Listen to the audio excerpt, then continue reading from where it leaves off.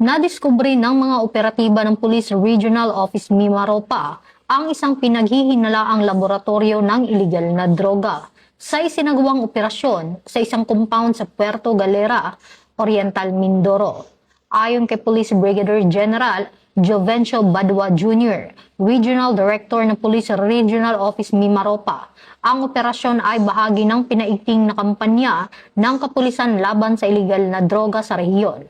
Isinagawa ang raid batay sa nakalap na intelligence information kaugnay sa umano'y operasyon ng clandestine drug laboratory sa nasabing lugar.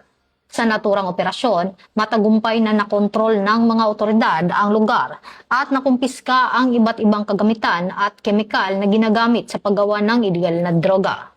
Patuloy naman ang isinagawang investigasyon upang matukoy ang iba pang sangkot sa operasyon sa nasabing laboratorio. Gayon din ang posibleng lawak ng distribusyon ng mga ipinagbabawal na sangkap. Muling iginiit ng Police Regional Office Mimaropa ang kanilang mahigpit na paninindigan laban sa iligal na droga at tiniyak ang pagpapatuloy ng mga operasyon upang mapanatili ang kapayapaan at kaayusan sa rehiyon.